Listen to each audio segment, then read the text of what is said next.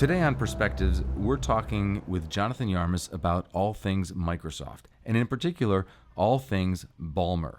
That's Steve Ballmer, the CEO of Microsoft, who just recently announced that he will not be repeating his tenure next year. Jonathan, you know Steve Ballmer personally. That is correct. I've known the man for 26 years now. Here's a guy that may have lost Microsoft's mojo. How do you view the tenure of Steve Ballmer at Microsoft? I think it's convenient to dump on him, and that much of the criticism that is being laid on him is just real easy, cheap shots, because I think the guy was in a very interesting position. Hindsight being 2020, what people are saying is, gee, he took this company something on the order from a revenue perspective. Let's ignore market cap, but a revenue perspective over 3x by transforming it into a very successful enterprise company, even while retaining its consumer bent. In fact, I don't want to sound like a Steve Ballmer apologist, because I'm not. There are a whole bunch of things that I think Microsoft could have done better. But I made the observation the day he left that, Clayton Christensen's innovator's dilemma is a harsh mistress. And it's real easy to say, gee, here's what Microsoft should have done. Let me make two observations about that, though. Number one, let's say 7 years ago, Steve Ballmer stood up and said, this mobile stuff is going to be really important, and this cloud stuff is going to be really important. So what I today am announcing is we, Microsoft, really need to go attack our business. We want to bring out Microsoft Office for every possible operating system. So we're going to kill the Office revenue stream. And we're going to go after this cloud-based stuff, because who needs on-premises computing? So let's go kill Windows, kill SQL Server. We need to position ourselves well for cloud-based computing. If he had made that announcement, before he completed the announcement, the shareholders' lawsuits would have been filed. The board would have fired him summarily and said, no. We understand these things are going to be important, but we can't give up on that stuff right now. Number two, we give credit to Apple for all of this innovation, but I would argue that Microsoft's failures actually set the stage for Apple's success. Number one, tablets. I carried a Windows tablet in 2001. We're talking, 6, 7, 10 years before the iPad, before the iPhone. Now the operating environment was kludgy at best, but Microsoft was way too early for the market. Perhaps more importantly, Apple didn't invent the smartphone. There were several others beforehand, and Apple had a very interesting opportunity to learn from Microsoft's mistakes. Microsoft actually embarked on an interesting strategy where they said, we need a mobile computing platform and not just be the playthings of the carriers whose backwards mindsets have, stifled innovation here in North America for a long time. So Microsoft went to the carriers and said, here, we've got this smartphone platform.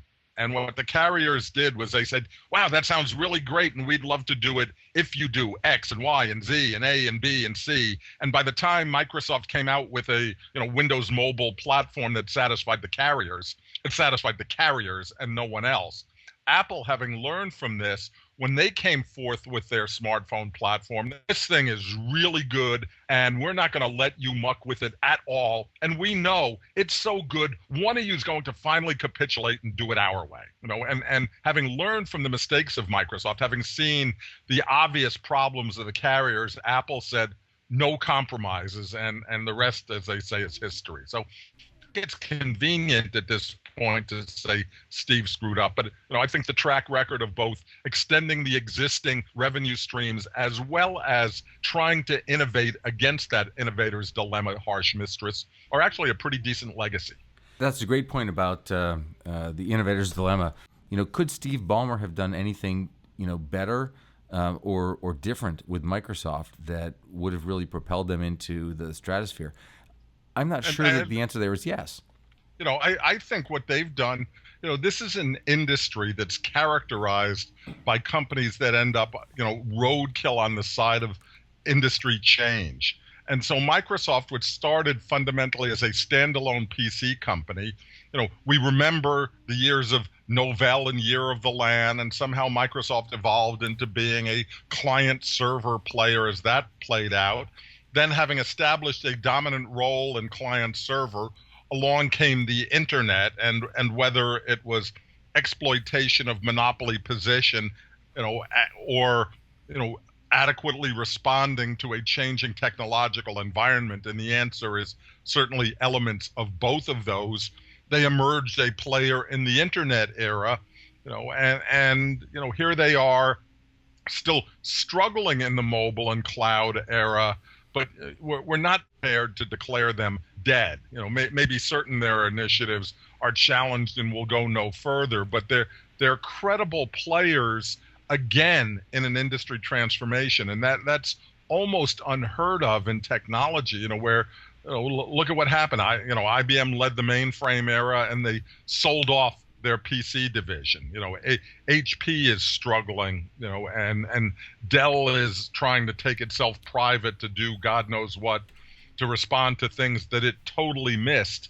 You can say Microsoft didn't do things aggressively enough or what have you, but it's not like they missed these things. They were there early with incomplete efforts, but it's not like they missed them. And that's rare in a technology company. And I'm not prepared to write them off yet. I'm certainly, don't confuse me for, a Windows Phone enthusiast, not by any stretch of the imagination, but they've done a pretty good job there. They've done something that's not a Me Too, and the whole design language of Windows Phone, Windows 8 is something that you're seeing increasingly on websites, and Apple finds itself, and Google as well, but Apple particularly finds itself in the rare position of actually having to catch up on an interface.